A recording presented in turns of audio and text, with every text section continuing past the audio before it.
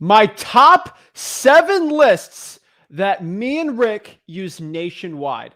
What is up, guys? Zach in here. And in today's video, I'm going to show you the lists when I do go into a virtual wholesaling market, when I go into a new market nationwide around the entire country. I always go after these 7 lists. Some are paid, most of them are free. But these are lists, no matter what market you're in the United States of America. If you choose Ohio, you choose California, you choose an expensive market, you choose a cheap market. These are going to be the 7 lists nationwide I think you must be using right now. And so if you are using these lists, it's going to work well. And this is a list that it doesn't matter where in the country, there's always going to be motivated sellers on these type of lists. These are bread and butter. Some of these things you probably never heard of before, but it's going to be an amazing one today because I truly believe once you go after people that are truly motivated, that just have a reason why they want to sell, and it works all over the country, it's going to work. And so like what I say, like this isn't a list, so I'm going to tell you, like reverse trying for dollars, you guys hear me talk about it forever. Everybody across the entire United States gets deals from reverse trying for dollars. You know why? You call people that have ugly houses. If there's an ugly house, there's usually a wholesaling deal associated with it, right? That is the point today. That is what we're going to break down, the top 7 nationwide lists to help you become the best wholesaler possible. So before we get into it, do me a big favor. Make sure you guys smash that like button. All right, guys, go out here, hit that like button. Subscribe. Make sure you hit the bell so you don't miss a live. And comment below your questions, and we're excited to go. Remember, guys, Rick will be here in 30, 40 minutes. I started usually 10 minutes late on purpose so he doesn't miss out talking to you guys because, I mean, guys, we have a passion for doing this. Like, I have a passion for helping wholesalers out. I have a passion for doing the free one-on-ones. I love answering questions. And I don't want you guys not to have extra time with Rick. So that is why we started 10 minutes late on purpose so that Rick can actually hop on. Plus, I had to wrap some stuff up. So, guys, he will be on. Don't be concerned. And we're going to talk exactly today about the top 7 nationwide lists. And if you have any questions, let me know in the comments and I'll help you out. So without further ado, let's get it going, guys. You know, before we do a Flip with Rick live stream, we always cue the intro because the intro gets you jacked up, ready to go to start wholesaling houses and become the best version of you possible. So without further ado, get up. It's wholesaling time, baby. Woo!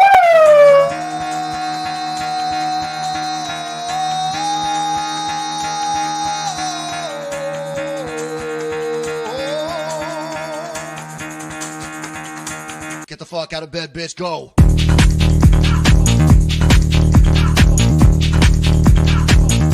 Get up, get the guy go.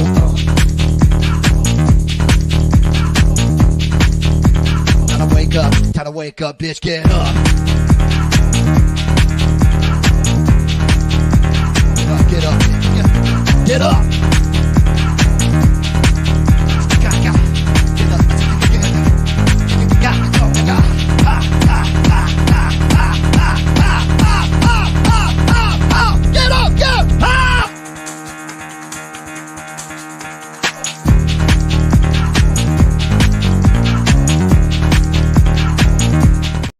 Oh, yeah. Let's go, guys. Let's get it. Guys, if you ever want to know why I live stream, why I go hard in the paint trying to help you learn wholesaling for free and get your first deal, I want you to understand. I do want to give this before we break it down. I know it's off topic, but I want you guys just to see this so you understand. I helped somebody yesterday. He hopped on the live stream. He did a one-on-one. He thanked me. He showed an amazing check. Victor, I talked to Victor yesterday, and Victor got his first wholesaling deal. $10,000 learning from freewholesaling.com. Okay, I want to give a shout out to Victor here. I posted it this morning. I think a little early, like 6 a.m. or something. But right here, we talked with Victor, and Victor got $10,000 from freewholesaling.com, learning for free how to wholesale houses. So I want everybody to understand that Victor did it yesterday. I want to give him a shout out if you didn't watch the live stream yesterday, or just go check it out yesterday. But guys, people around the country, by using these simple lists, are getting 10, 20, 30, 40, $50,000 wholesaling deals. And so it's like, it's not this special thing. It's not that you have to be this super smart, intelligent, crazy person. It's all about going out here and talking to motivated sellers and having the right lists. That is what it is today. And that is what I want to break down today, the top 7 lists nationwide for wholesaling, right? He did this virtually. So I'm telling you, it works for everyone. So let's get it going. Let's talk about the top 7 nationwide lists you should be doing. Now, one thing I want to tell you, this is not in order. So this isn't like one's the top one. Like, they're all pretty equally important. And depending on what kind of wholesaling operation you do. And if you're this guy who says, oh, I make 100K a month. I don't care how much K you make a month. This is a list anybody should be doing. Anybody. Anyone. So let's break it down. Let's talk about this. So number 1, code violations. All right. Throughout the country, there are code enforcement neighborhood services. That's what they call my city, neighborhood services. But in the county, it's code enforcement. So they got different names for it. Code compliance, whatever it's called. But what they basically do is they make sure that the city and the properties in the city are what they call up to code.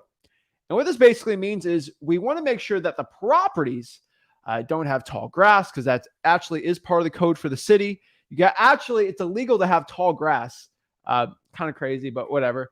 Structural damage to the property that's unsafe. There's laws to protect the people. And I get it, right? Like, I get why these laws are here. I get why they have them.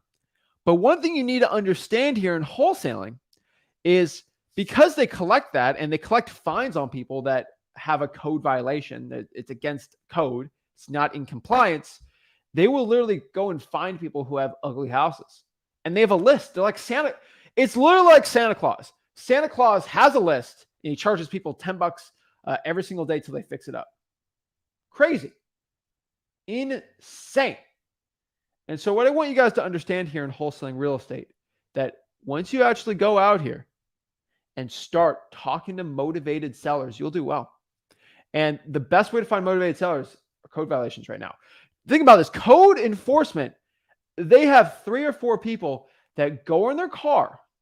That's right. They go in their car and drive and look for ugly houses and put it on a list. And then you can go get that list if you request it for free.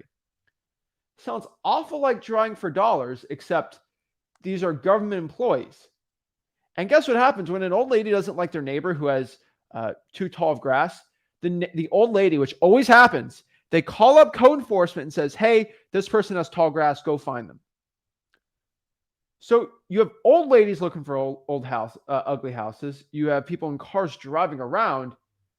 How do you lose? That's the honest question. It's like that. Guys, it's a no-brainer. It's free. Costs no money. I love it, guys. You have to be going after code enforcement list. I absolutely love it. So number 2 here, this is going to be the probates, guys. I'm telling you, the probates.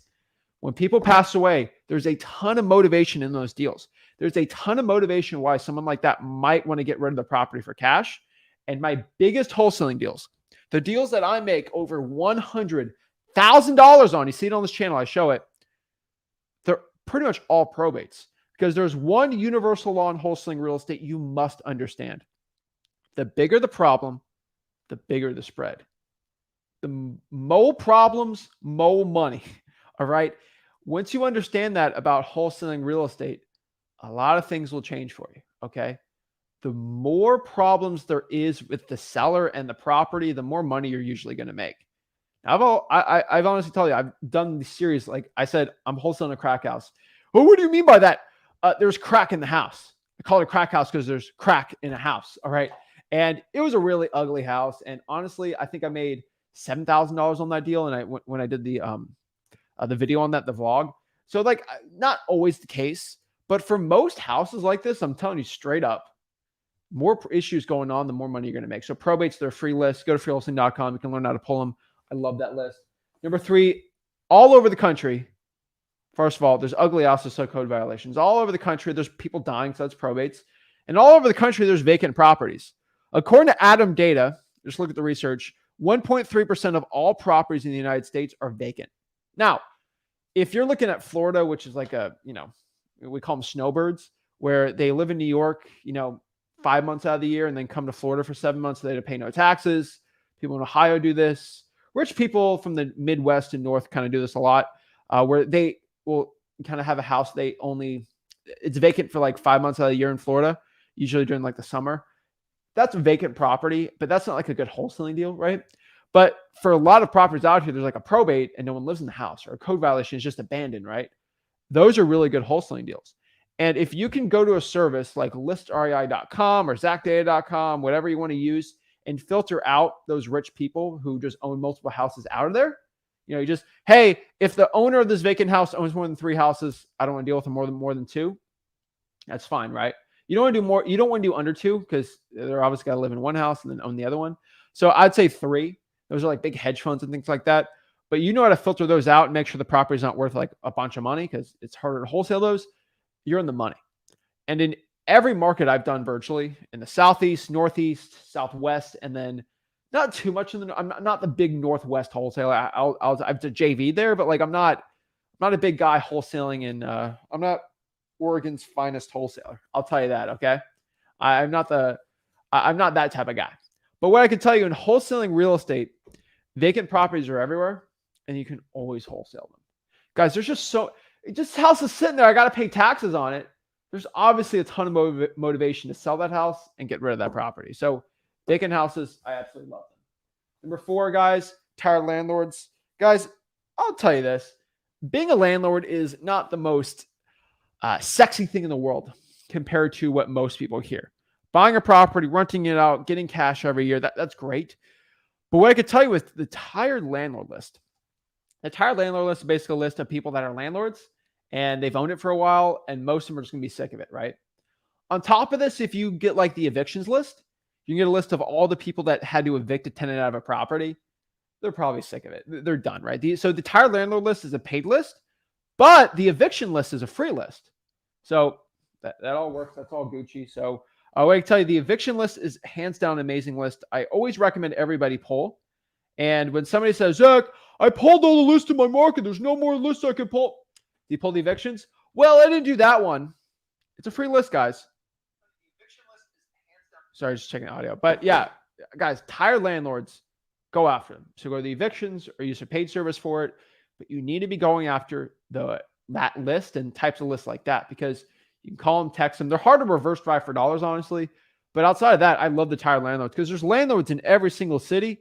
And if your tenants are going to have problems, there's going to be tired landlords. And, I've always talked about like, I've had deals where I showed on the vlog where I made 20 grand on a deal where the tenant, the boyfriend cheated on the girlfriend. And so the girlfriend, while the boyfriend was at work to get back at him, she punched, I think, over 100 holes in the house with a hammer to get back at the boyfriend. And the boyfriend's like, well, it's a rental property. Like, wait, what? Don't even get me started on that deal. But the whole drywall was super expensive. The landlord was like, I'm done. And guess what? That was us, right? Guys, I've had tenants put cement in toilets of our own property. So like, I've dealt with it, right? I got property management companies. I know how to deal with it, but I'm telling you right now, tired landlords, there's a ton of them out there. And there's a surprisingly high amount of people that if they just get a cash off or cash out and just get rid of it, they'll do it all day. Number 5 here is the tax delinquencies, guys.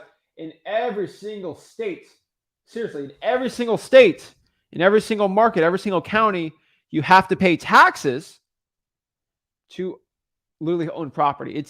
I'm not going to hold political debate on it, but like, yeah, of course, if I own property, I now have to pay taxes for just owning it.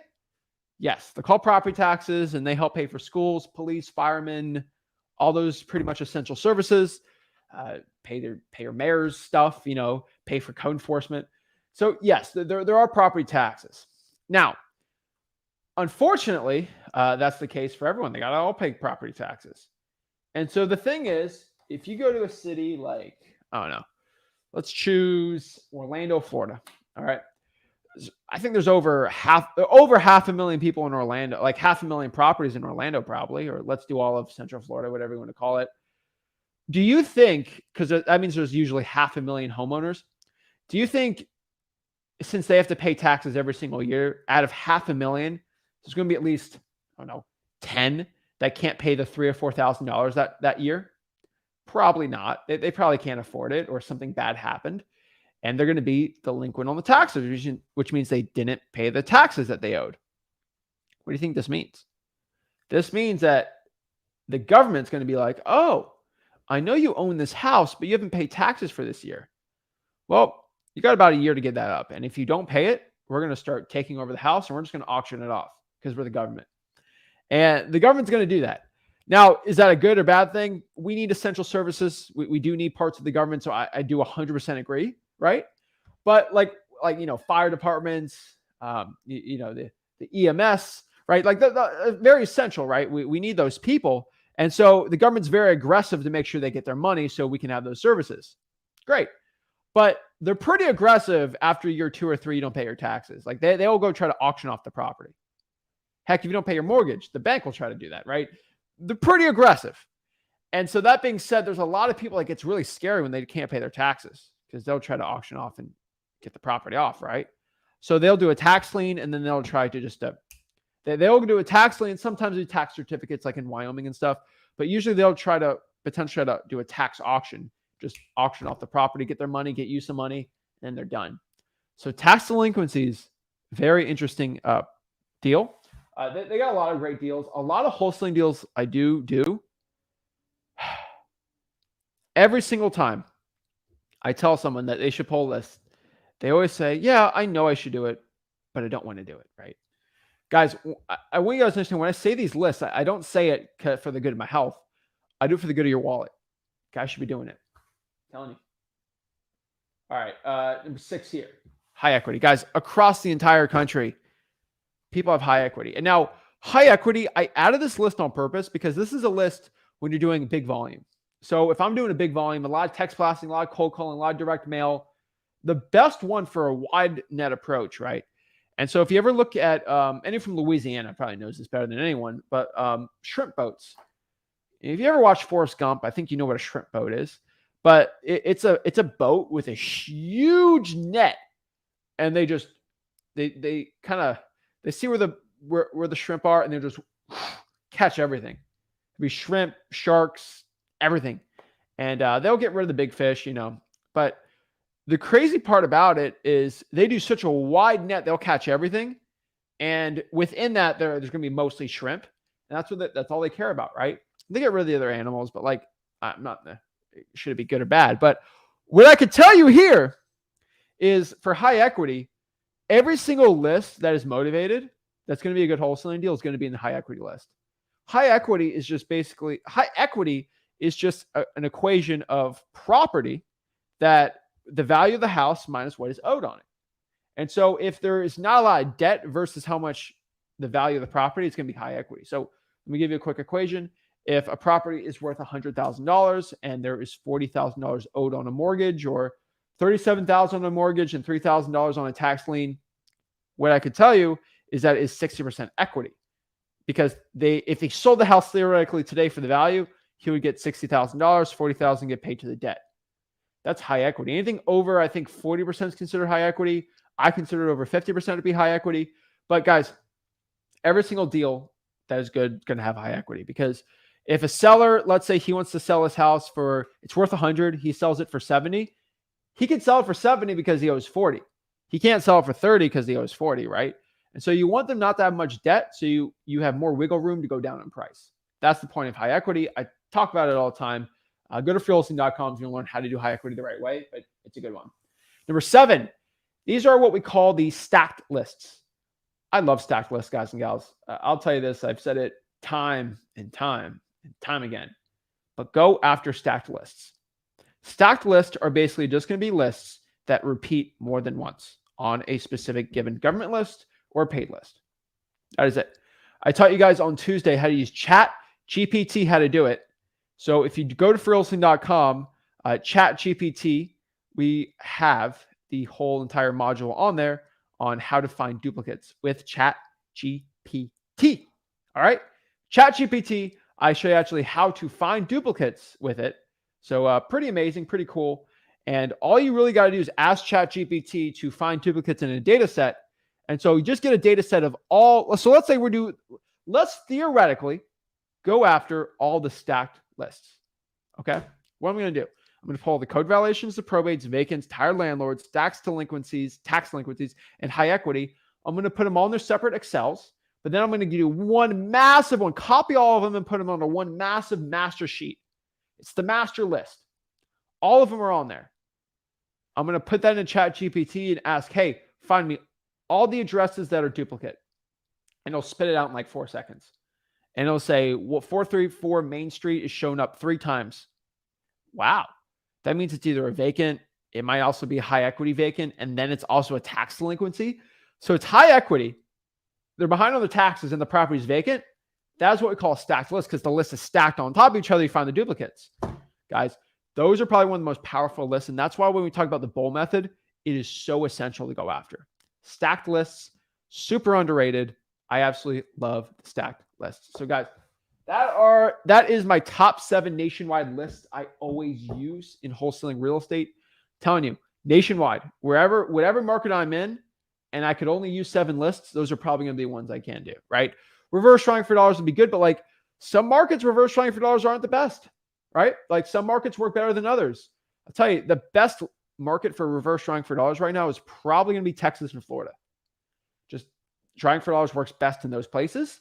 Everywhere else, they work really well too, but I've just statistically seen people do really well there. So honestly, that's what I could tell you. So guys, remember, everything I do talk about today is at freewholesaling.com. So if you do want to learn wholesaling real estate absolutely for free, make sure you go to freewholesaling.com. Guys, you see the diamonds behind me. All the diamonds are on freewholesaling.com. Step by step, everything you need to make $100,000 per year is already all there. It's all there. And so I'm telling you, it's there. So I'm telling you guys, go to freewholesaling.com. That's where you need to be. Go check it out. It's free. But yeah, guys. So yeah, Rick will be on here soon. But what I want to do is answer some questions, see how I can help you guys out, and honestly, make you a better wholesaler. One thing I'll tell you is, remember, guys, we are currently in March. So April, May. So in 3 months, we are starting the 30-day wholesaling challenge. So I'll get you guys a little hyped up for it, right? I know a lot of you guys are going to get your first deal by then. So no big thing on there. But guys, just if you're new to the channel or you weren't on this last year, every single year in June, we started it last year. So we're doing it second. I'll probably do it for the rest of my life. We call it the 30-day wholesaling challenge. We're basically on the YouTube channel for every day for 30 days. I do a video on wholesaling, and it's consecutively kind of like a class. So everything you need to know to get your first wholesaling deal, I teach you day 1, the basic, what is wholesaling? Day 2, should you go virtual or local? Day 3, what is marketing? Day 4, another thing. And then eventually on day 30, you know every aspect of wholesaling real estate. That's the 30-day wholesaling challenge. And the point here is we do good prizes and all this stuff. And the point is, if you've gotten your first wholesaling deal within that 30-day wholesaling challenge, and that challenge pushed you to get your first deal, you will be a winner. And if you're a winner, you get all these prizes. We gave free prop stream. We give all this free, crazy, amazing stuff out. So yeah, it is going to be no exception. So it's going to be huge. 30-day wholesaling challenge, June 1 through June 30th. I'm excited for it. Let me know, guys, in the comments if you're excited for it too. And yeah, I'm always jacked up to help the people out for it. But yeah, let's see how I can help people out. Lamont says, guys, save the video. It's all on YouTube, so don't worry about that too. And yeah, it's always going to be available. So yeah. Let's see here. Oh my gosh. Yeah, we're getting some comments. Some people are debating about the girlfriend put the holes in the wall. Yeah, not the best thing out here. Let's see here. Great information. I appreciate it. Let's see here. So Matt says, my LLC is based out of Wyoming for better tax breaks. I live in Florida. I have to register my LLC as a foreign entity. Not a problem. The lady I spoke with told me I had to get a business tax ID. Depends on what you do. Let me know what lady you talk to, because the government just wants their money. Like, they just want their stinking money. All right. Like, they don't care about anything else. So just be careful with that one too. But I don't know why, if you live in Florida, you just have a Florida one. It's the same cost and you got no income tax personally. So there's no tax breaks in Wyoming that you're going to get in Florida. People do Wyoming LLCs just for asset protection. Yeah, I don't know about the Florida one though. What is the minimum walkthrough of a property? It is absolutely trashed. I always walk through the houses. It's not a minimum walkthrough. It's a minimum pictures.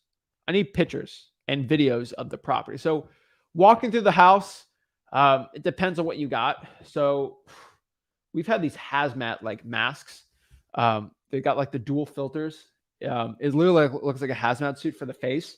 And for hoarders' houses, because there's just so much black mold in the property, and I value my lungs, I always wear those things. If I used to have them like crazy. There's like 4 filters in it, and this is before 2020. But I've always had them because you don't be breathing in black mold. So I make sure you wear like a mask to protect you from just the mold. But yeah. What's up, guys? What's up?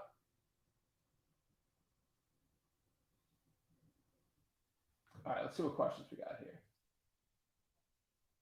So we got to ask here, where can I find title companies? Honestly, what I've always seen is the best place to find a good title company is just ask other wholesalers in your area where the best title companies are. That's it. Find, because most wholesalers aren't scared to tell you the good title company. Because it like, I mean, some wholesalers can be like, oh, I don't want you to win, or, you know, I want you to fail and all that stuff. But like, I get that all the time. Like, oh yeah, I'm not going to tell you my title company. If you ask 15 wholesalers in a city, you're going to get the same answer. This is the best title company. Or you just cold call every stinking single title company and see which ones do wholesaling transactions and then go from there, right?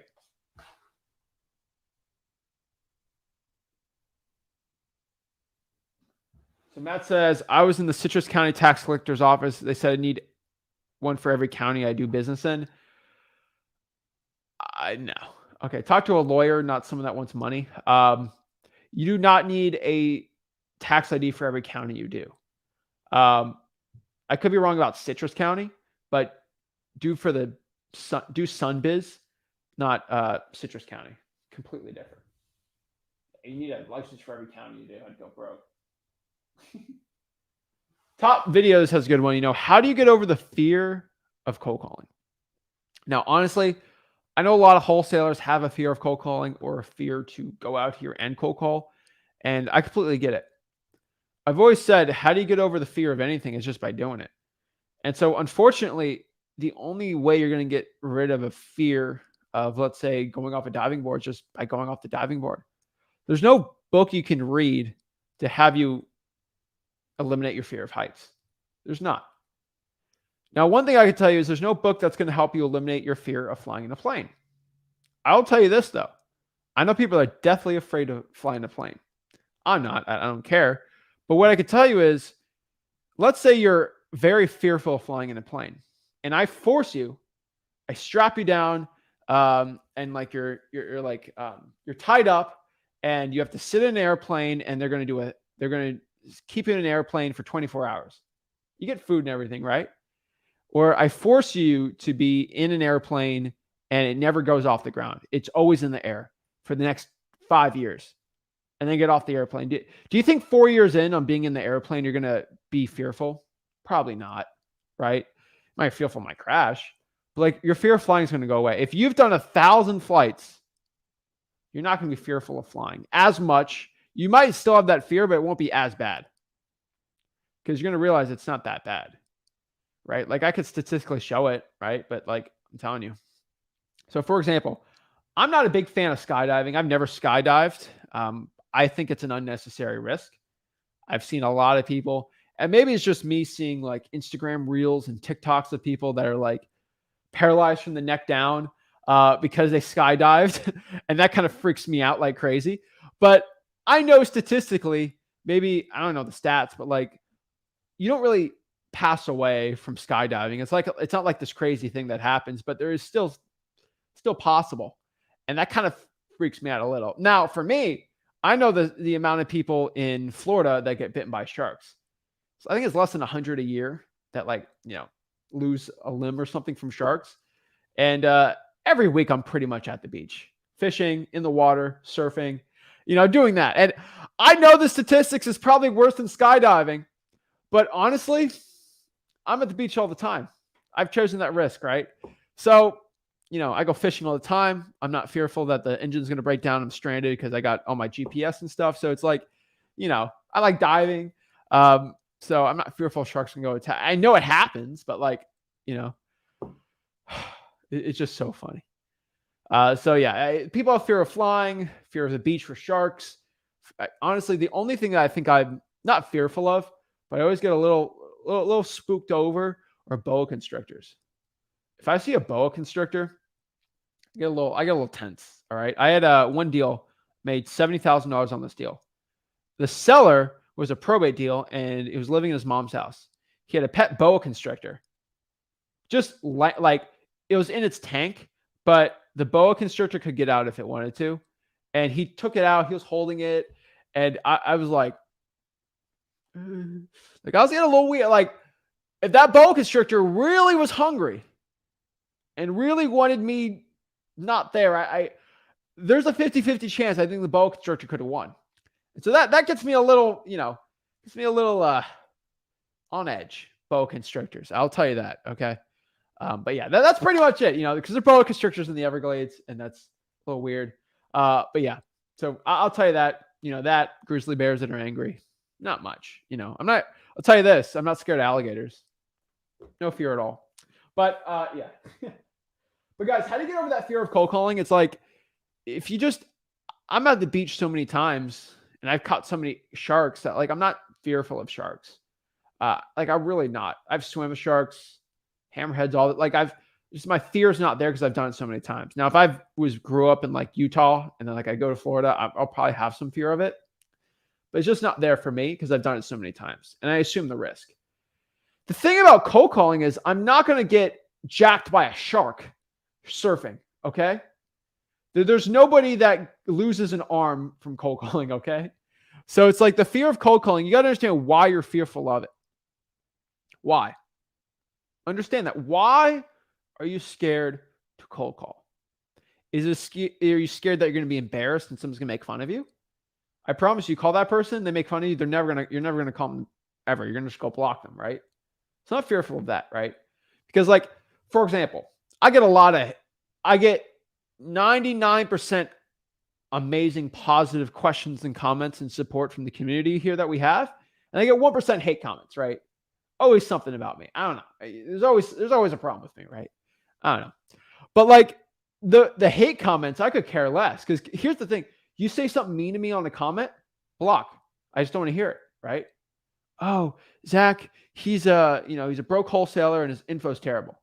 Just block, right? Like I don't have a fear of it. I know it's going to come. Like, guys, I don't do content and then expect no one to say anything mean. There's always going to be someone that's going to say something mean. All right. That's it. If you've ever worked a 9-to-5 job, there's about 5% people there that absolutely suck. Like they're terrible people and, they might have crazy egos. They just don't like you being there. Crazy bosses, 5%. So I always assume there's about 1% of people that watch my stuff that are going to do hate comments, stuff like that. But like, I don't have to deal with them ever again. Same with cold calling. If someone says something mean to you over cold call, you just block them. That's it. And so is it the fear that you're someone, like you're not going to get a deal? Well, by not cold calling, you're not going to get the deal. That's pretty much it. So getting over the fear of cold calling, you just got to do it. I was nervous to cold call when I started, but I didn't have a fear of it because I've done wholesaling deals before. But guys, the fear of rejection, right? So Kaylin just said that, the fear of rejection, right? I don't think it's a fear of rejection for most people why they're scared of cold calling. I really got to get a psychologist in the house for this. But your biggest fear, honestly, I want you guys to understand, your biggest fear should be a fear of being broke. The fear of being broke should be way greater than the fear of cold calling. The fear that I'm going to stay at the point where I'm at right now financially for the rest of my life, that scares the snot out of me. All right. Thinking that I'm going to be at the same financial point where I'm at right now for the rest of my life. My financial point right now, I'm good. But I'm talking about like when I was starting out broke, like staying broke the rest of my life. That scares me more than anything. It scares me more than working a job. It scares me more than anything. Staying at a job scares the snot out of me too. But whenever I have to get motivated, I just think, hey, if I don't do this, I might have to become a bag boy, which I don't have to anymore. I get too much passive income. I'm good. But like knowing that from when I was cold calling, it's like, hey, if I don't do this, I'm going to have to put on a bag boy uniform again and start scrubbing toilets. That lit a fire in me. The fear of doing that was so higher than the fear of cold calling. And so you have to understand, what's your bigger fear? Is it a fear of being broke or a fear of cold calling? If you're more scared of cold call than being broke, you will stay broke. You'll go to the lowest common denominator of your fear. So whatever your greatest fear is, you'll do anything to avoid that. So if, for example, if a shark is coming after me, I'll have a greater fear of that shark than drowning, okay? Because that shark is a more permanent issue. If my house is on fire, I'm going to have a bigger fear of, being burned than a fear of, a heart attack at that moment, right? It's whatever's the greater, I don't know how you say it. It's whatever's the greatest fear, that's going to be the thing you're going to be focused on the most. And so you got to understand that, the fear of being broke. And so that's it. So looks like Rick's back. So back on. So we got to, we'll change it up. So perfect timing. The fear of being broke. Let's get it. So let's go change this up. I think your mic's down there. Grab it on. Say hi. What's up, guys? Hold on. Let me get you on here. Hold on. Let's move you over. There you go. What's up? What are we talking about? Fear of being broke. I've been there, done that. Talk about it. Let's talk about it. Fear of being broke. How do you get over the fear of cold calling right now? Talk about it. So we're talking about the fear of getting cold calling. So obviously you've reached out to wholesaling because it resonates with you. And so when I first got started in wholesaling, I wanted to change so massively.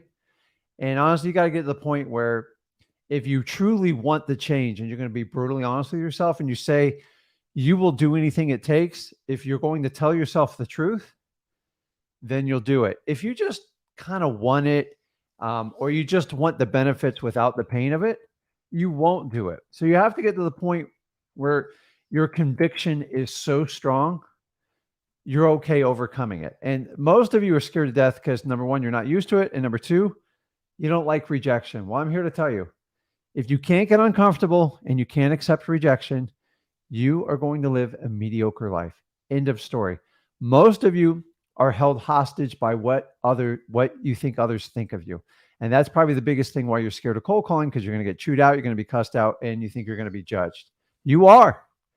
And the sooner you accept that, the sooner you're going to get the life you deserve. But the reality is, most people want to do it, but most people don't have the guts to do it. And that's where you have to have the conviction to go, I'm willing to do it. Nobody just says, hey, I just enjoy cold calling because it's, nobody does, would you say nobody does cold calling for a hobby, right? Like, hey, what do you enjoy to do when you're not working or something? I goes, I just like to call random people to see if they'll sell me something dirt cheap. So there's a means to the end. So you have to stop worrying what others care about you. Stop worrying about it. They don't care. Like, honestly, if I cared what everybody thought about what I'm saying or this act, I wouldn't be on this camera with you because I'd be scared. Like, some of you say mean things to me, whatever. But a majority are very happy with the message. So if you're going to do cold calling, you've got to have the conviction to do it, because the reason you're doing it is you're trying to change your life. It's going to get wildly uncomfortable. You're going to be judged and you're going to get rejected. If you understand that going into it, it's a much easier fight. But the reality is most of you are spun like, hey, just jump into wholesaling. You're just going to sit on a beach. The houses flip themselves. It's a bunch of BS fed to you. You got to go in and you got to fight the fight. If you truly want change in your life, you have to put yourself out there and you have to be able to deal with rejection. Because if I talk to 100 people and 97, 98 of them reject me and I find one or two will work with me, those are the ones that's going to make the tremendous difference in your life. If you understand that, it's not that big of a deal. But if you operate under your old operating system where, like, I want everyone to like me, I want to fit in, I want to look rich, stop trying to look rich. It sucks. Become rich. The only way you become rich, honestly, cold calling is probably one of the fastest ways to dig yourself out of it. And it's not just wholesaling. If you were running an insurance business, if you were selling cars, any of that, they all cold call. They all have one thing in common. I love cold. I never did cold calling because I didn't understand it. It wasn't really introduced to me properly. And I still overcame it, become wildly successful in wholesaling. So Get rid of your excuses, guys, because an excuse is just a reason you have in your head of why you can't do something. Remember this too. Nobody cares about you until you really make $1 million. I'm not saying that in a mean way. What I mean by this, that is actually the best thing you can hear about. What I mean by this is nobody cares. Legit. Nobody cared what I did, had to say, or do anything until I became a millionaire. And what I mean by that is if nobody cares, if you mess up, nobody cares about you. Nobody cares what you do. You're not on anyone's radar. No one's going to judge you because they don't care enough. Okay. No wholesaler who's making, let's say 50, 60, 80K, let's say 80K a year is going to look at another wholesaler, see them fail and make fun of them. No one's friend's going to go make fun of them because they didn't do well today in wholesale. They don't even know what your friends probably don't even know what wholesaling is. So your friends ain't going to judge you.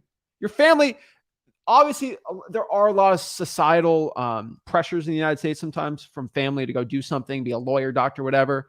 But there should be, no one should really care if you're going out here and trying to better your life. That's it. It's guys, I'm just telling you. So many people think you make $1 million in like, they think it's like overnight. And I'm here to tell you, it's just a slow, steady grind. It's the only way you become a millionaire overnight, and it will be overnight, and you probably only have it for days if you win like a lottery ticket. That's it. Or you get like this crazy inheritance. So if you want to go out there and earn it, none of us had it. I didn't have a silver spoon in the mouth. He definitely didn't have it. Most of you watching this don't have it. So everybody goes, oh, I want that. You make millions of dollars. How do you do it? The reality is most people don't want to do the work for it. And that's just the truth. And the more you are accountable and honest to yourself, the easier it is to get there. I started from scratch. I had a 9-to-5 job. I was bitterly broke. I had no direction. I was buried in debt. And I just said, I can't take it anymore. But guys, here's the problem is I let that build for 12 years after I got out of this thing called college, which didn't help me out at all. And so some of you are like sitting right now trying to make that decision. I'm here to tell you, I don't understand jobs. I'm just saying it. They're necessary. I was an employee for a long period of my life, but like it's just, there's nothing safe about a job. You're stuck. There are some people happy with their job and you are, that's fine. And nothing says you can't use your current job to help you get to where you want to go. But the problem is all school systems, all your family, all your parents, all your friends, everybody programs you for a job. The reality is college, high school, grade school, everything is designed to get you the best, highest paying job. If you don't want a job, you need to understand that, and you got to unwind the programming in your mind. Let me ask you one thing. If somebody handed you a lottery ticket, all right, it's a lottery ticket, and it's free, and it's let's call it a 1 out of 10 chance, make $1 million, and it's free, and you can someone can hand it to you. If you got that lottery ticket, do you think your family would judge you for just looking at the Powerball number that day? 1 out of 10 chance. Would your family judge you? No, for taking that ticket? No, that's a no-brainer. Take it. Yeah. Would your friends judge you? Would your friends make fun of you for getting a free ticket? No. Would there have been any pressures for you to win? It's 1 out of 10. There's no pressure. You know what? It's right. Here's the thing in wholesaling. Wholesaling is a lottery ticket. You know what the odds of being successful in wholesaling? 1 out of you. Yeah. 1 out of you. 1 out of you is the chance you'll be successful. That's your lottery ticket. You know what the odds are? The odds are yourself. You're the odds. And so here's the thing. If you feel pressure from your family or your friends to be successful in wholesale, it's a lottery ticket. Guess what happens when you don't win a lottery ticket and it's a free ticket? Do you lose everything? Do you lose your job, your family? No. You lose out. Like, you don't lose anything, but you're set to win everything if it wins. So that's the thing about wholesaling. If you try wholesaling out and like you still have your job, but you do it on the side, if you actually put the work in and you actually get that first deal, second deal, you win the lottery. You did great. And the amount of, and how the wholesaling lottery works, it is a lottery ticket. And you know how lottery tickets work? Usually the more tickets you buy, the better chance you have of winning, right? Yeah. And this isn't $1 million. Like, so every hour you put in this business this year is going to be a lottery ticket for you to make 100K. It's a 1 out of 10,000 chance. But what if I put 1,000 hours in? What if it's a 1 out of 1,000 chance and I put 7? What about 800 lottery tickets and I have a 1 out of 1,000 chance of winning about 800 of them. Pretty dang high likely chance I'm going to win that lottery. And every hour you put in this business and every motivated seller you talk to just increases that lottery that you're going to win. And here's the cool part. When you're cold calling, you have a fear of cold calling. Every hour you put in a cold calling is another lottery ticket. That's it. And the reality is, I'm going to address the elephant in the room, is a lot of people who call like, oh, real estate, wholesaling is a scam. They're trying to fit it in the old rules of society. So wholesaling is the complete opposite of a job. It's 100% accountability, putting yourself out there and taking risk on yourself. You're only gambling on yourself. And anyone who tells you wholesaling is a scam, it's one or two reasons. Number one, you're making them feel uncomfortable because they know what they're doing is not going to get them anywhere. Or number two, it just doesn't fit in the rules of a job. And because you don't get a set paid schedule check every other week, it's a scam. I was told it was a scam right up front. I'm just like, guys, I've been doing this 21 years. It's the farthest thing from a scam. It's only a scam if that's what you feel it is. Because if you want to go get your paycheck and you want safety, wholesaling is not for you. But if you want to do it, it's absolutely amazing. I just laugh when people go, oh, it's a scam. I'm like, scam. Why? Because I'm not getting an employment check every 2 weeks. And so fine, if you want to limit yourself to making 75 to 100 grand a year and having all your taxes taken out and just you try to save in America today, good luck. It's harder today than I've ever seen it. I will tell you, even when I was young, there was a shot at savings. Now, the cost of everything, there's no way you're going to save yourself becoming rich. You know what, though? You know what? Whenever someone tells me wholesaling is a scam, I always think of only one thing. I've never said this before. You're scamming the matrix. You are. That the only person you're wholesaling is a scam because it scams the regular system of what average person does. Yeah. Work 60 hours, 9 to 5, 2 kids and a job, wake up every day, commute for 2 hours, come back, commute 2 hours, go to eat dinner with the family, bed, wake up next day, and you get a lift for 2 days a week, weekend. You're scamming that system by doing that. So the truth is, because I did that scam, I scammed the matrix of wholesaling. Guess what happened? I can go to Mexico, virtually wholesale, catch the marlin, come back, do a live stream or two. Like, I'm scamming that. I should right now, look at the time, I should be at a 9 to 5 job right now. Or maybe on a lunch break for 30 minutes and then go back to my hourly job. You should be doing that right now. I should be doing that right now. But we decided to scam the system and legitimately make money in one of the most legitimate ways possible with title companies and lawyers legally doing great things for the economy. Yeah. So, and think about this scam. I gave up 12 years of my life for a company and they replaced me like that overnight. And so I just want you to understand is, to me, the ultimate scam is just sitting there and just working, having everything taxed, have no deductions. And really, most of us, I was fighting for a 3 to 5% raise at best. And I used to get excited about it. It's just crazy. When I did wholesaling my first 5 years, I doubled the amount of money I made every year till I got well over $1 million. And I just don't know any other industry can do it. Honestly, I had to pinch myself multiple times. Now, I had a lot of road bumps, just like you guys are going to have it. But I'd rather you make a couple $100,000 and then get a giant tax bill and go, okay, I got to figure this out. Or you can make, I don't know, 75, 80 grand a year and you're married. And if you guys ever had that jackass of a boss, you know exactly what I'm talking. I had the worst. You take The Office, you take Michael Scott and make him like a complete idiot, which he was, but nasty. I had bosses like that for 9 years. And I just like, the bosses pushed me in the wholesaling. But honestly, I just wanted freedom. I couldn't deal with it anymore. And honestly, what's more risky? Not trying wholesaling, doing wholesaling, committing and taking the action and being accountable yourself, or working 30 years for one company to go, hey, this is all there is. So what? Then you get what, 10, 12, 15 years of retirement if you're lucky? Guys, you only get one life, man. You got to make the best of it. And to me, working for a company, I did it. I just didn't understand. I was stuck in that matrix and I hit to the point where I just couldn't take it anymore. I remember telling my wife at the time, I'm like, what do we got to lose? She goes, we're going to lose the house. We got the kids. I go, listen, it can't be any worse than what I'm doing now. And I just went all in.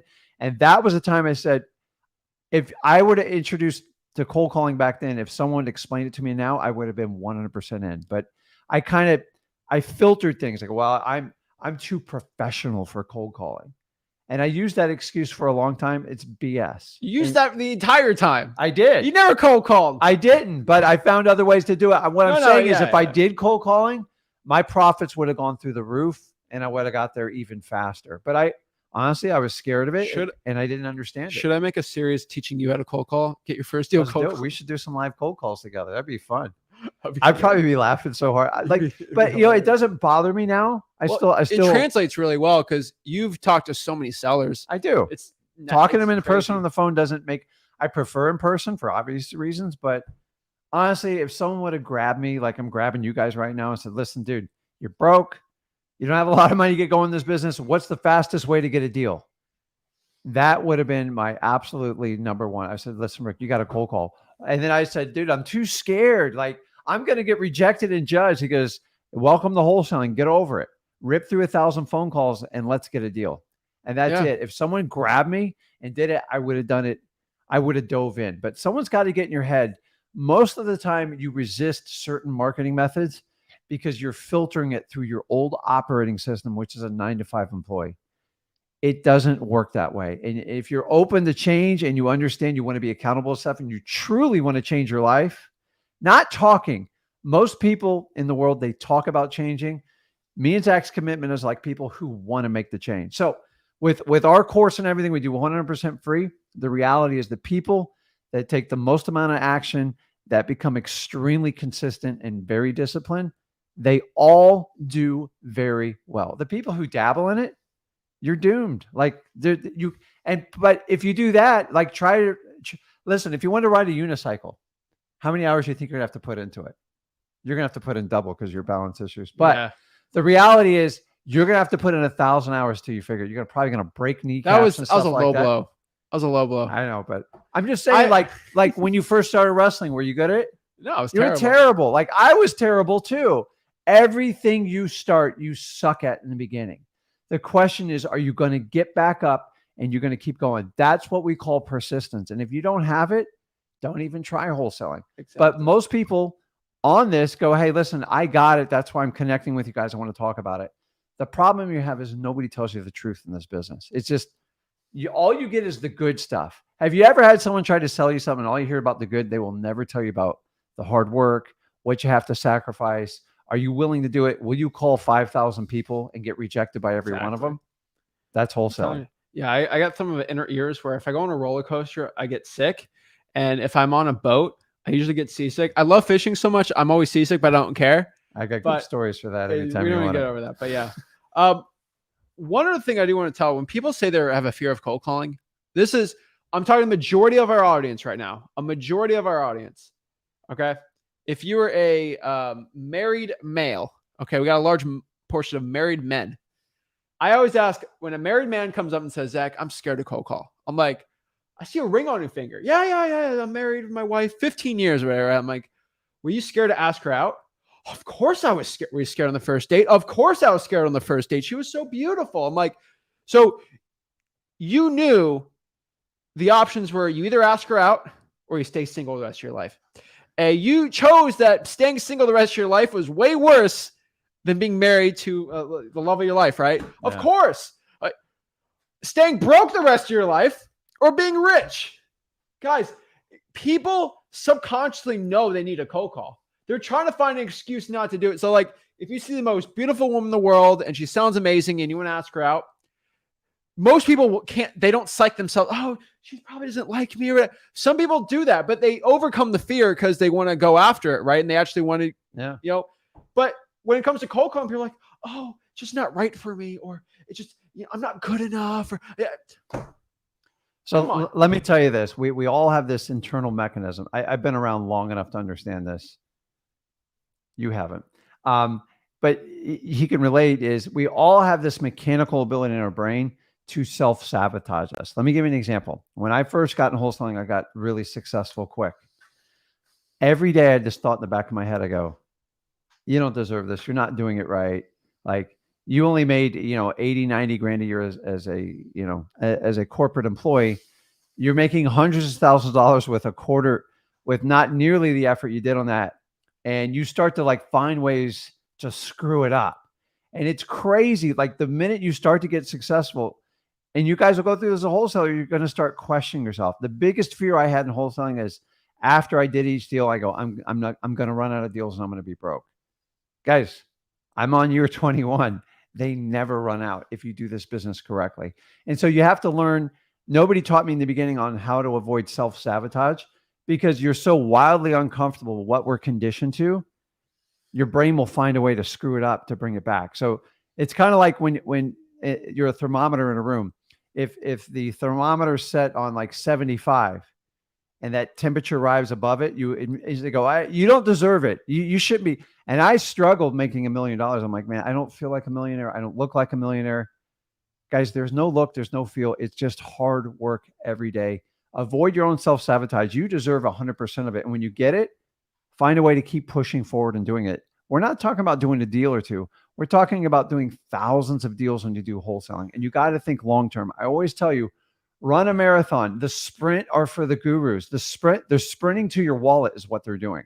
They're never going to tell you the truth because you're not going to buy into a course like that. So it's up to you. You deserve it.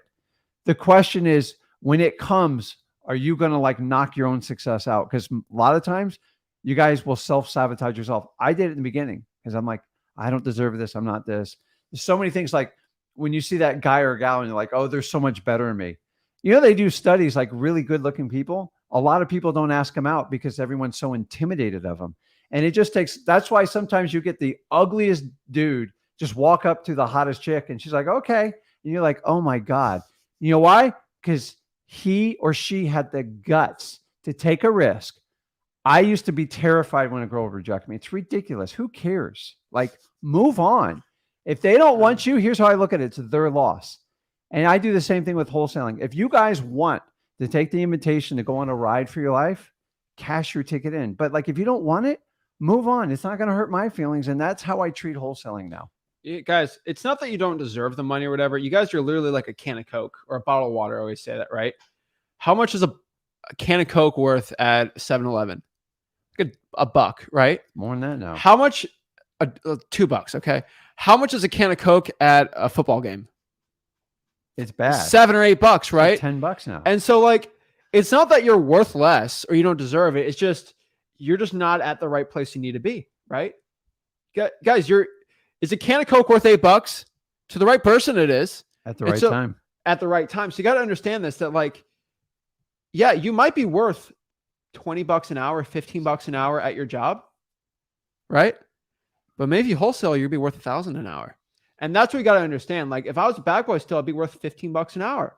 But I switched up where I was and what I did, switched the type of boat I was in, boom, easier. And so guys, for all my people out here that like, I talked about, if you're older and you're married, have no fear of cold calling. Guys, you have to go and do the action now. When I talk about the wholesaling matrix, the wholesaling, the job matrix, they can sink their teeth in you and they can give you reasons why you shouldn't get into this business. A mortgage, kids, food, feed, insurance, all this stuff. They're all tactics, not kids maybe, but like all these tactics, you got to learn why half of them are developed to get banks rich and number one, to keep you stuck at a job. Health insurance is probably one of the biggest scams I've ever seen. Listen, health insurance and 401k, they do studies on this stuff. And that's because I have to drop a lot of money on health insurance for myself as a healthy 23-year-old, but I still have health insurance. It's fine. It's insane, guys. The amount of people, here's the number one thing I hear from people like, but I get benefits. Add your benefits up. And if you're willing to give your life up for like 10 to 20 grand, go for it. I'm talking about making hundreds of thousands of dollars. And like, I had to get past it. I got this great, dude. I even had my gas and my car's car insurance covered. So I got all these benefits, but one day I did somebody sat me down to go add up your benefits. And is that worth being a slave to your company? I'm just like, oh my God. So then I go, well, how do I go out and buy this stuff on my own? It wasn't the end of the world. I'm just telling you, it's like the benefits. Employers know that regular people are suckers for comfort and safety. 401k, you guys have no control of that money. You have no leverage over it. It's ridiculous. It's just sometimes right now it's turning into a 201k if you're following what's going on in the market and you don't feel empowered. It's all designed. Everything's designed.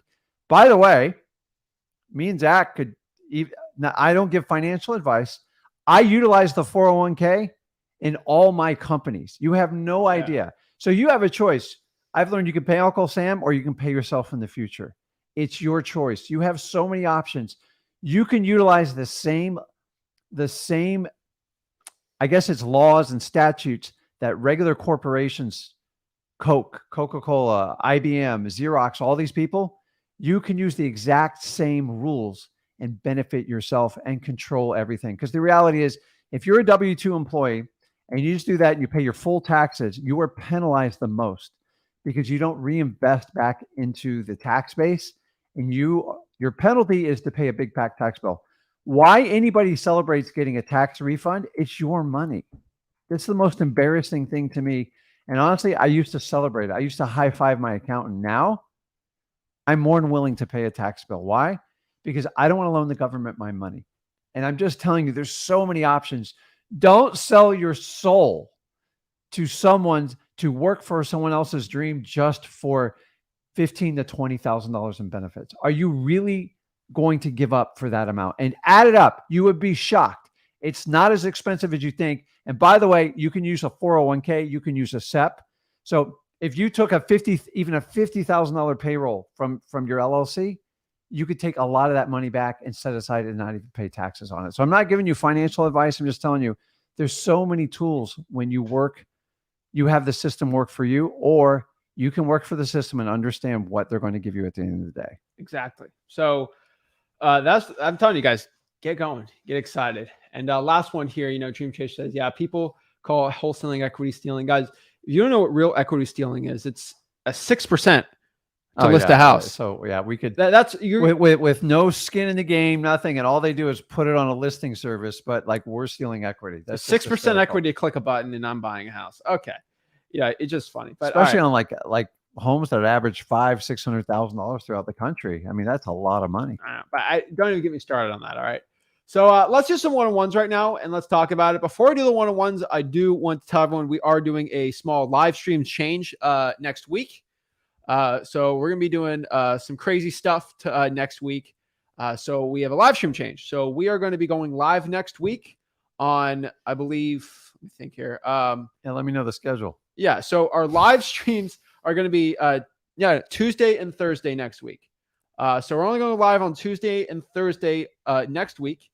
And then we'll have a recorded video on Monday, Wednesday, and Friday. I have it written down right there. So 5 videos still, right? So we're doing 5 videos, maybe 6 videos. I'm going to try to record an extra one this weekend. And yeah, that'd be pretty cool, right?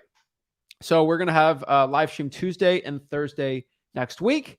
You're going to go live on Monday. Yes. And then I'm going to be live on Sunday. So technically, if you follow all of our YouTube channels, the Zach Ginn YouTube channel, the Rick Ginn YouTube channel, and the Flip with Rick YouTube channel, there will be a live stream schedule. I'll just tell everyone the live stream schedule. Rick Ginn goes live on Mondays at 5 p.m. Yes. We go live on Flip with Rick on Tuesday at 1 p.m. Eastern Standard. We go live on Thursday on Flip with Rick. Go live on Sunday on the Zach Ginn YouTube channel at 10 p.m. Eastern. So there is 1, 2, 3, 4, right? 4 lives, right? Did I get everything? Wait, 1, 2, 3.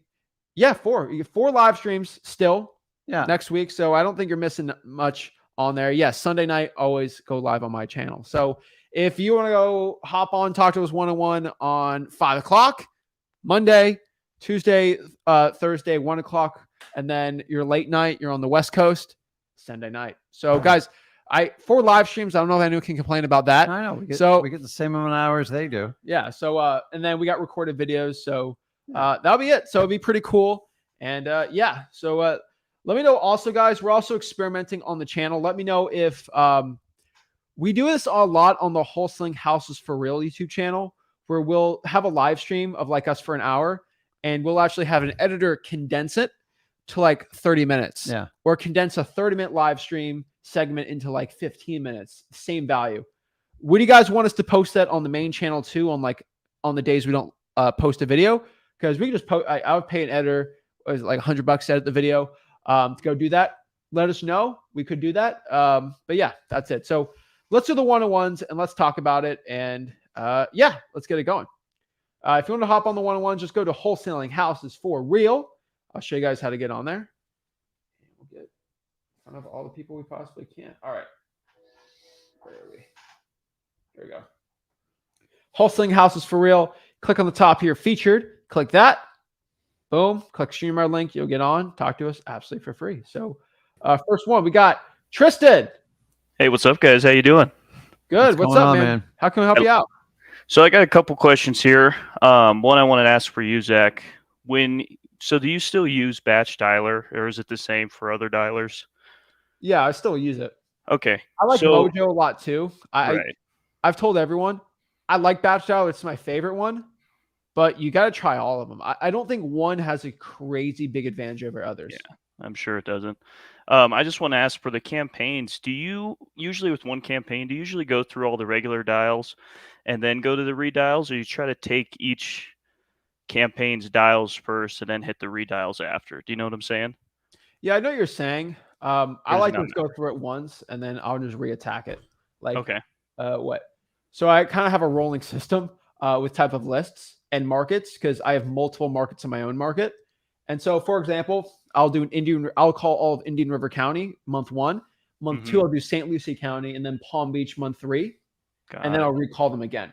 They're big lists. So like this isn't like 1,000. Okay. Big VA list. So I switch it up by county. So if you're a high equity and you live in Vero Beach, Florida, you're going to get a call probably 4 times a year. No, 3 times a year, 3 times a year. But you're going to get a call month 1. You get a text from my company in month 2. You're going to get a reverse drive for dollars usually and a direct mail piece. So that's how we do it, but it's bigger volume. Right. Cause I'm trying to, I have a system right now, but I'm trying to make it better because I'll have one list that's like 100 leads. I'll have one that's like 1,000, 600. Would it be better just to combine them all into one campaign, hit all those dials first, and then just go through the redials? Because I do get with all the numbers batch gives you, I do get sellers on the redials. Like it's effective, and I don't want to just skip over them. So try it. Okay. Got it. I also wanted to ask your guys' honest opinion about virtual driving for dollars, because going full time, I have my market, but I have time for another virtual market, and I'm trying to, set it up there, and I'm just wondering if that's effective. I know I'm trying to connect with people there to do some driving dollars for me, but I wanted to know if doing more with virtual driving for dollars would be better too. I mean, I can tell you the truth. Yeah. It's kind of like what you just asked me about the redials. Mm-hmm. Do you know how I got really good at wholesaling and knowing what markets work well and what markets don't work well? I couldn't ask anyone. I just had to do it. Right. And so the thing was, I was kind of in no man's land when I started text blasting and cold calling, right? Because you didn't know what cold call lists worked and what didn't work. Mm-hmm. You know how I figured out pre-foreclosure sucked for cold calling, but was great for texting? No one answered the phone because they were getting spammed so much. But I texted them, they always answer the text. And so for the redials, you just got to try it out and see if it works or not. Same thing for virtual drawing for dollars. I'm talking to somebody in Tennessee. 2 deals last week from virtual drawing for dollars off dmzac.com. 2 deals. Worth it for him, right? Yeah. But I got other people telling me it sucks. So the thing is, I talked about nationwide lists today. The problem with virtual drawing for dollars, it's so market to market specific that you got to do some testing, man. Be a scientist. Figure out if it works or not. So I would say do it, see what happens. All right. Yeah, because I'm trying to go 50-50 here, and I've got a good schedule to do all that. So, and the last thing I wanted to ask, I'm dealing with the property here, and it's really good. It's looking like it's low on repair costs, but I don't have a lot of good comps from I want to do it from the last 3 months at least.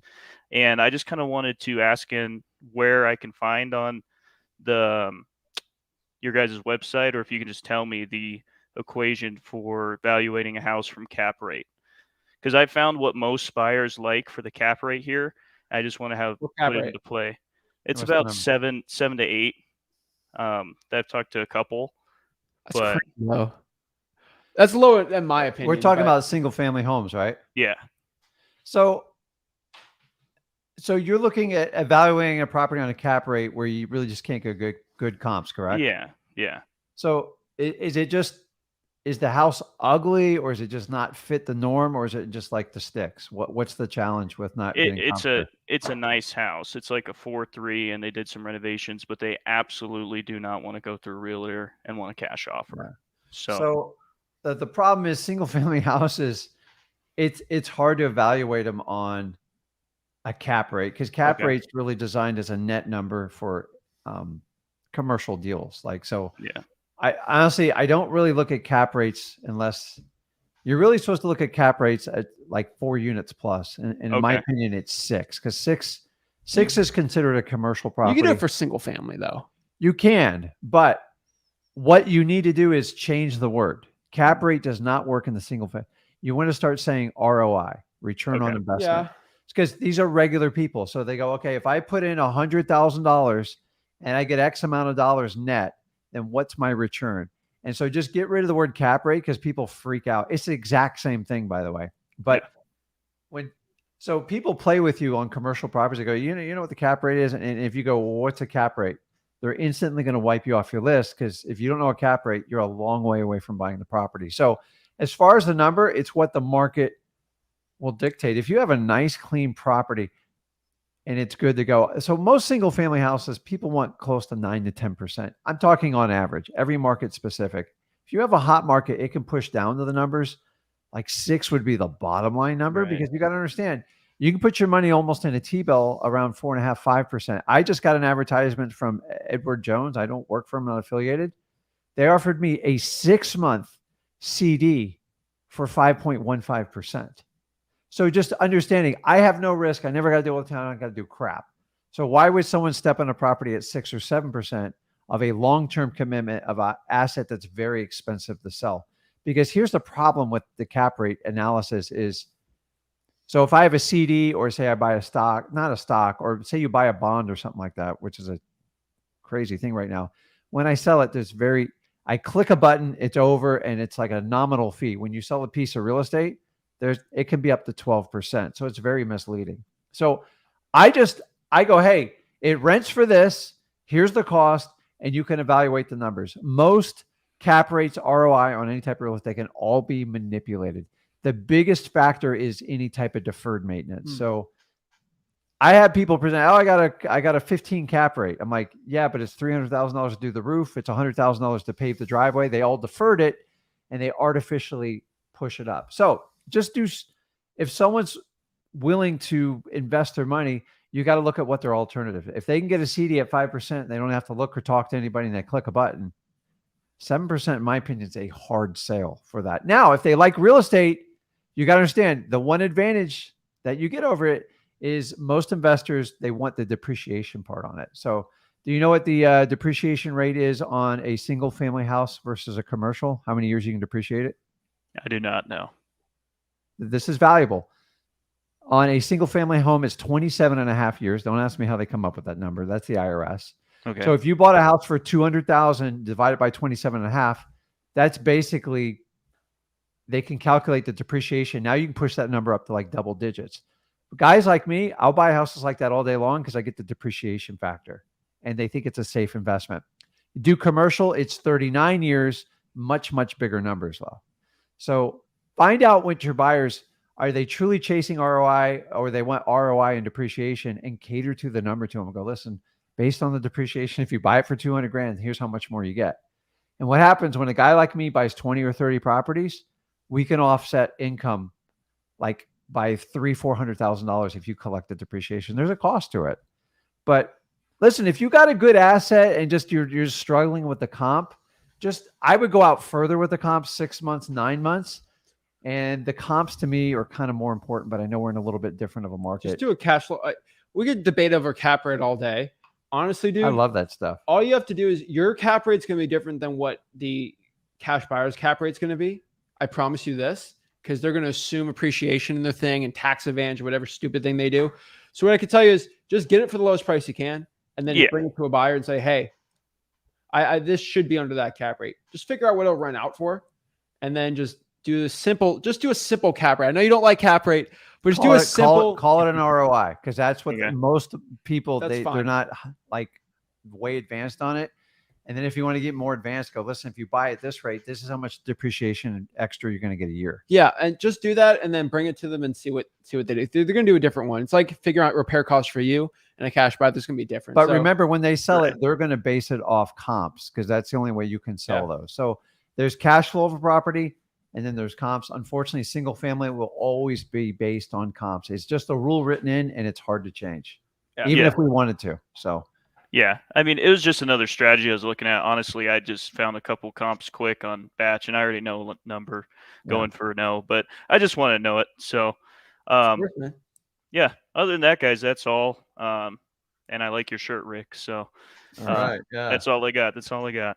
all I right. appreciate it. That's how we should run wholesaling. Just Oh, go Yellowstone style. Take care of business, man. all right. Thanks, guys. Tristan, let me know if you got any questions. Will do.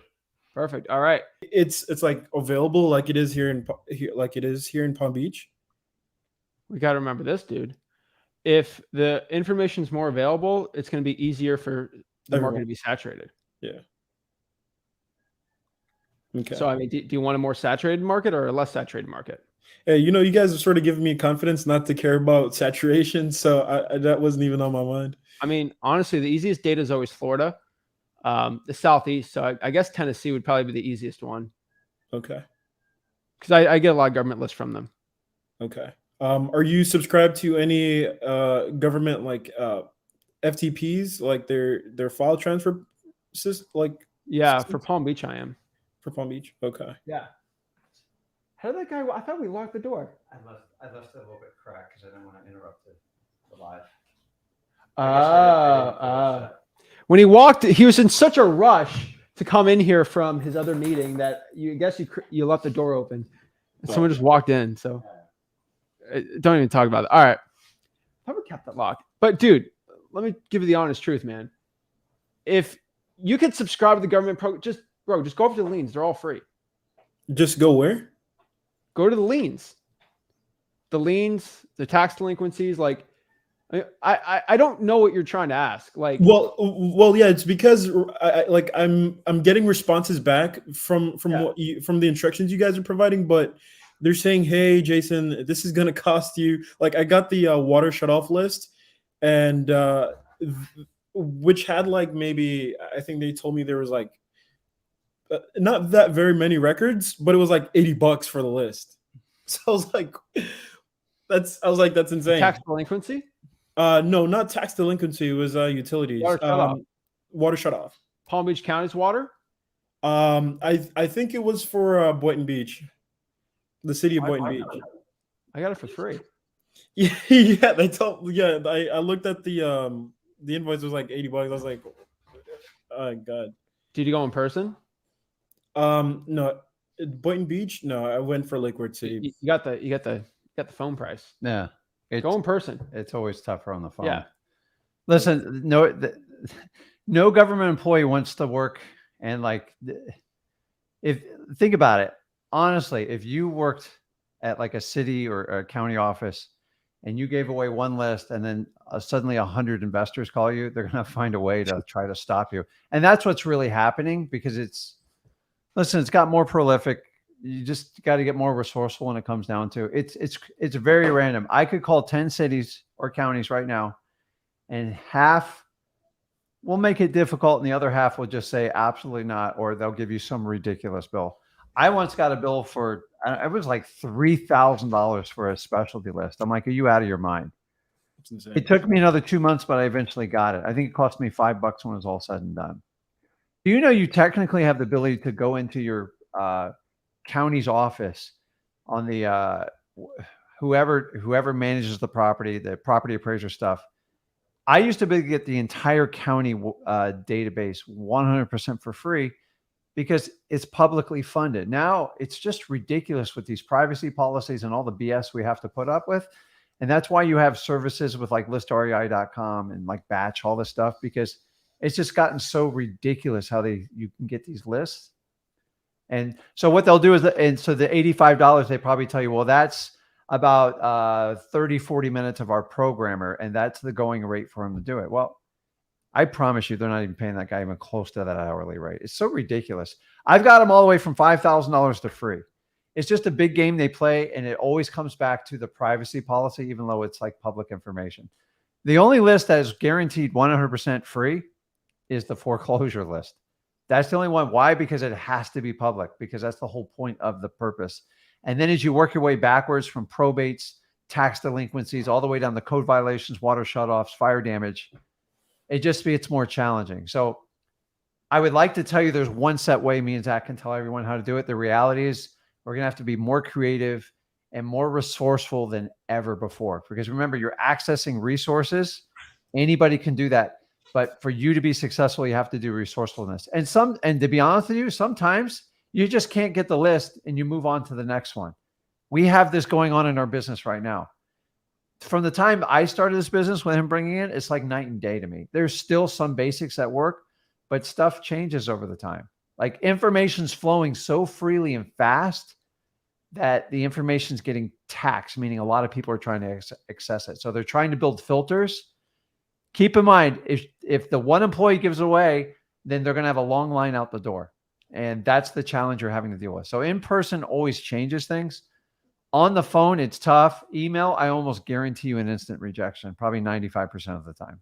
So we encounter the same stuff you do. But Jason, just keep swinging. If you're in Palm Beach, you shouldn't be looking at other markets. You're fine. Your Palm Beach markets. Well, Boynton's part of Palm Beach, isn't it? Yeah, like if you're in Palm Beach, don't be looking at other markets. Like stick where you're at, dude. There's you have plenty. A huge market, dude. Huge. So I was gonna say then, because I'm glad you guys are in this market.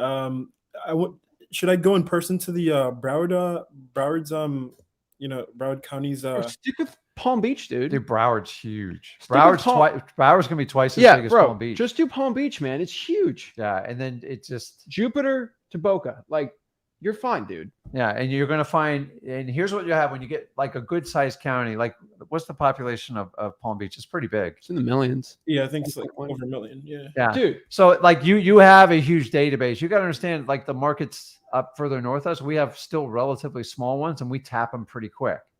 So here's a little hint.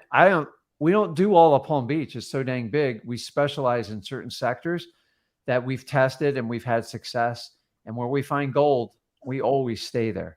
And so the problem is you get down to these huge counties, like say if you're doing Orange County or like Hillsborough County, I'm talking a lot of Florida stuff, but they're huge.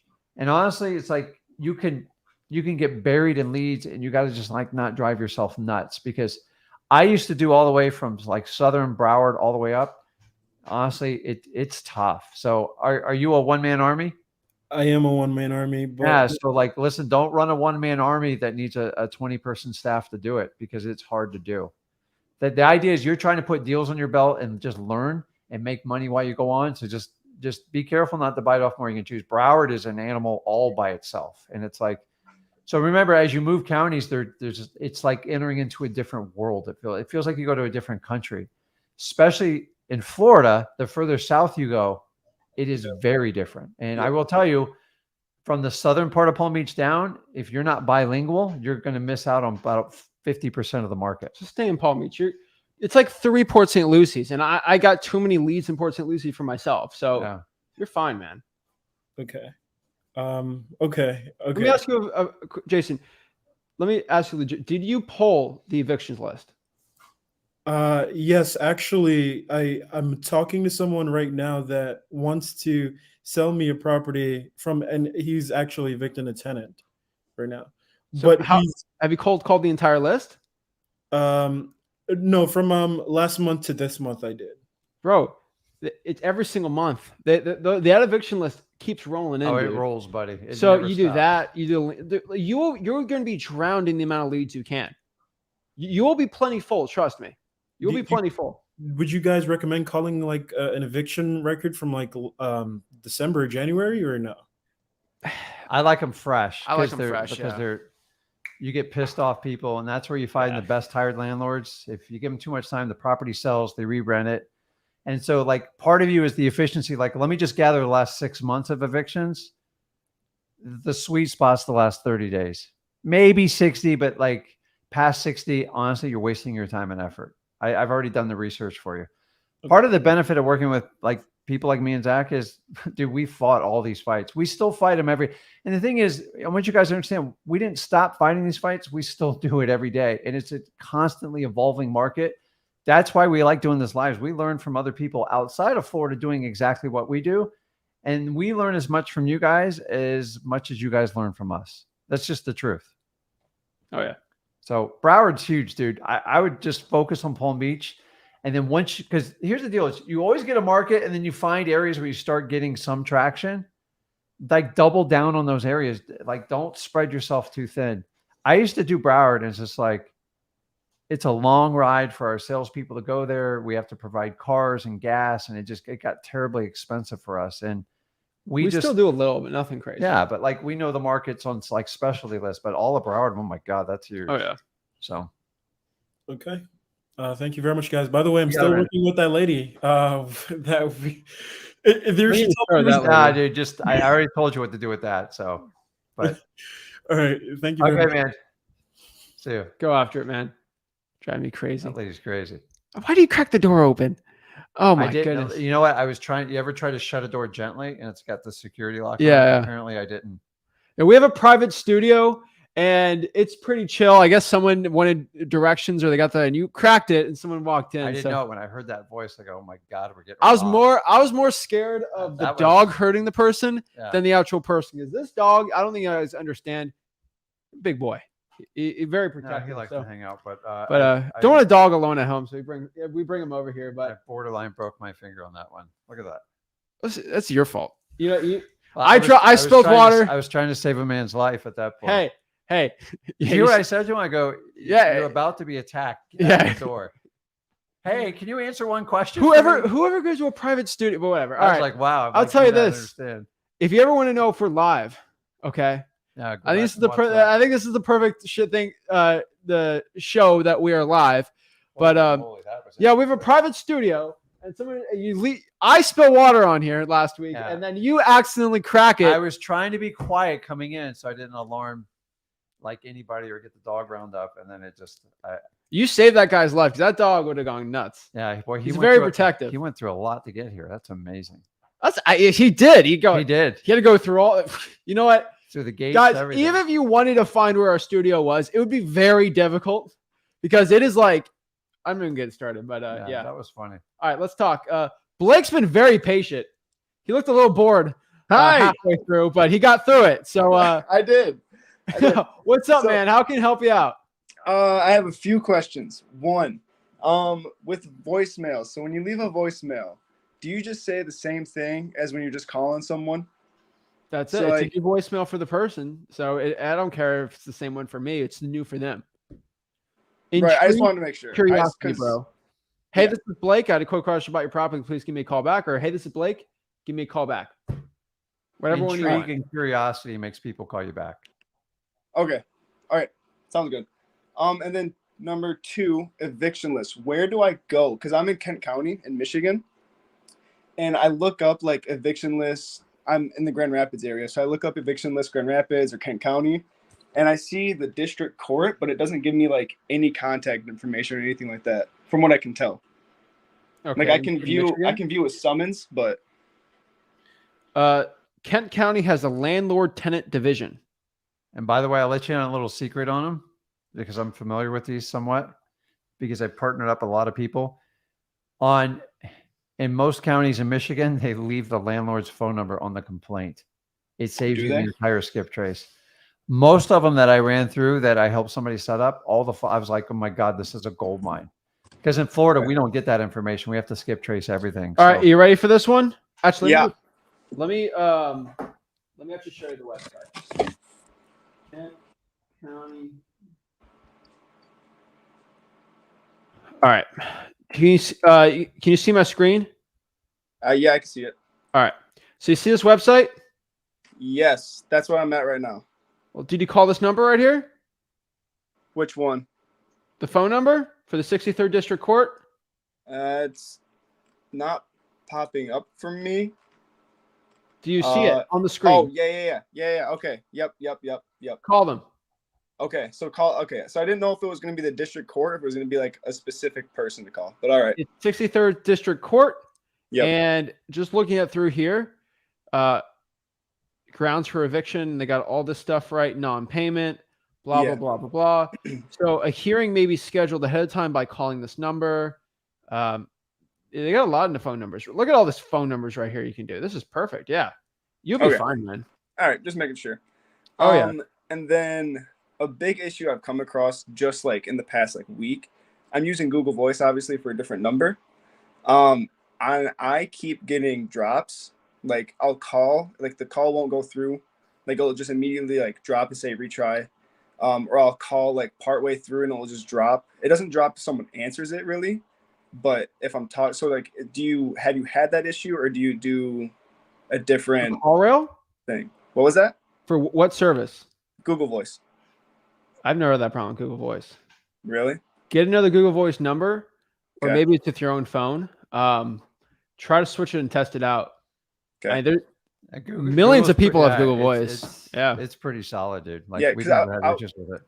I was looking up a little bit. I saw some people had issues, but I didn't see like as a massive issue. So I was like, is it just my problem or something like that? So, I would say it's just you, man. okay. All right. That's good to know, I Right. suppose. Yeah, I Yeah. wish. But I mean, dude, I use Google Voice today. So Okay. Okay. All right. And then probably the last one, pre-foreclosure list. You said you get that every 30 days? it's not pre-foreclosures can be anything, but usually every 30 days, most Okay. likely. Is it but a paid list or no?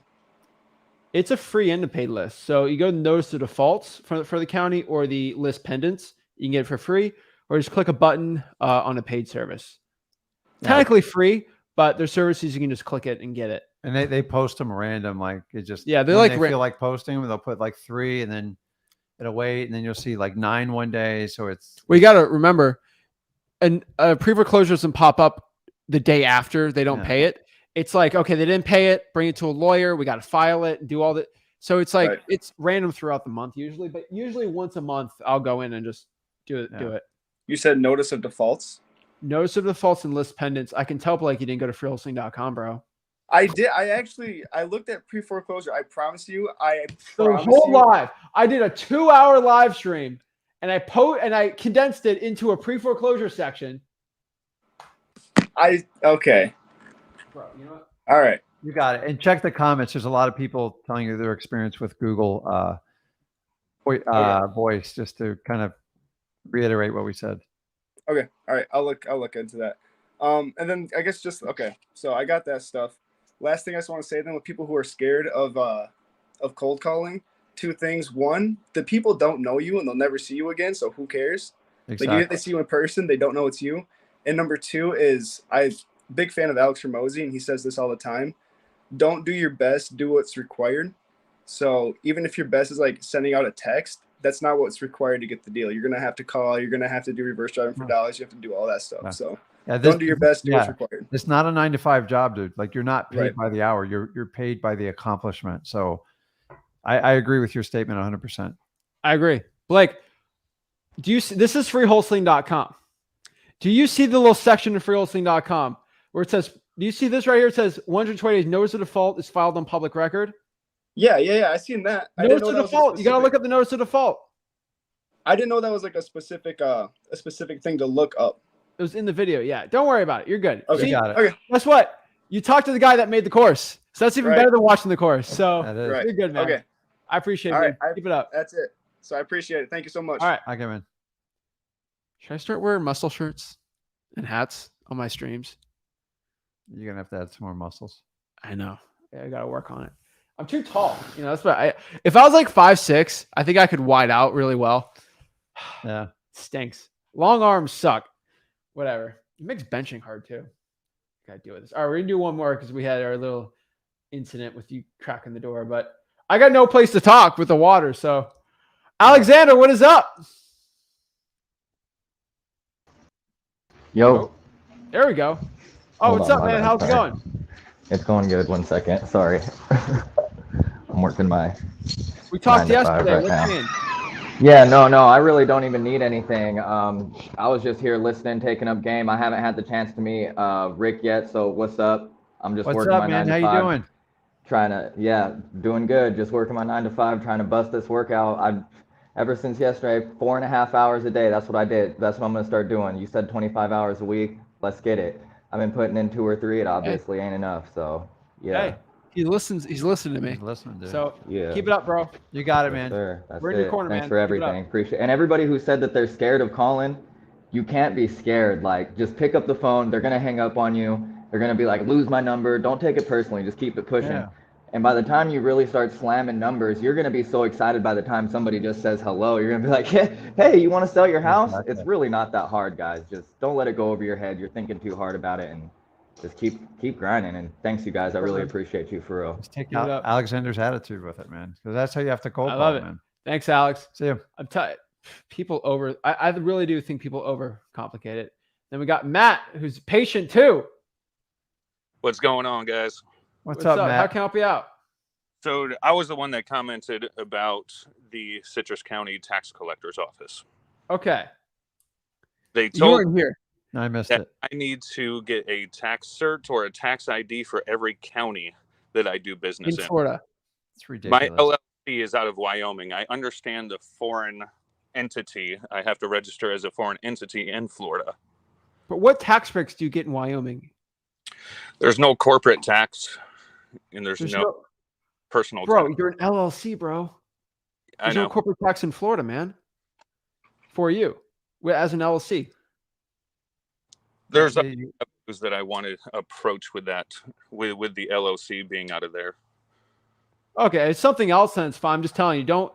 I want everyone to know, like, there's no big tax breaks for you doing it by yourself as an LLC in Florida.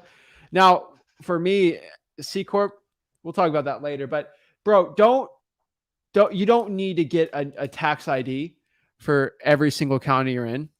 Of course, they want that. The government will like that too. But they're just using it as a filter, so they don't have to hand it out to every person that requests it. So, and I'm gonna let you let you in a little secret. Sometimes they don't check out the tax ID number. Now, if someone's being a stickler and they want to verify your tax ID number and stuff, but I don't think a county employee would have information, because the only people that have your tax ID number is the IRS, maybe the state of Florida, and you, like, or whatever state you're registered in. You can't, that's not like, they can't go to a database and double check your number. So count how many tax ID numbers and throw one out there. Like, I don't want you to lie to people, but it's a ridiculous filter. It's stupid, because what are they going to verify it against it?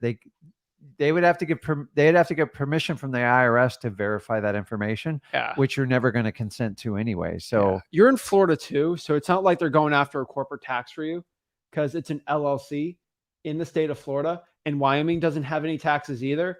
So they're not going to go after you for tax. It's a BS filter is what it is. Now, if there was a city tax, I get it, but like, it's not New York City where there's a city tax. You're fine, man. Like, what does that have to do with pulling a list? I'm telling you, it's just a BS filter to make you go away. So, dude, pitch them up a number. I just say, no, hey, my name's Matt, I'm a citizen. Boom. Yeah, not a corporation anymore. I think it's like 9 or 10 digits anyways. It's not hard to figure it out. Just shoot it out. There's no way, because I just went through this with a bank. They can't even verify a tax ID number. So it's like, I promise you, a county employee is not going to be able to do it either. Stupid. The EIN out of Wyoming, I have for my LLC. Registering as a foreign entity in the state of Florida, I understand that. Yeah. But the EIN should transfer as soon as I register. EIN is for the government. It's federal. It's federal. federal. It has nothing to do with state. So you have to register that federally, and then you pick the state that you want to register your corporation. If they need it to pull a list, just say you're a private citizen doing research. Then they can't give you that BS. Gotcha. And as virtual wholesaling, would that be the same? If I was to do a job or a contract out of North Carolina, would I have to register my LLC to do business out of North Carolina? No, it sounds like you need to, but you don't. I'm just being honest with you. So, Matt, we're not here to give you legal advice. So, dude, I've done deals all over the country. I've never done it. Like, I'm not going to say I've never done it, but for the most part, every now and then someone's a stickler for the rules, and they make you do it. So it's the exception, not the rule, but I'm not giving you legal advice. Yeah, we're not giving, but you're going to close the title attorney in North Carolina. Whatever they say, do it. That's it. That's the only one that dictates Yeah. it. So I can't tell you what to do there. Whatever the closing attorney, we've had closings in North Carolina with LLCs in different states, and the closing attorney didn't care. We just got the check and the LLC. It's fine. Got my EIN, and that's pretty much it. Sweet. I appreciate it, bro. Yeah.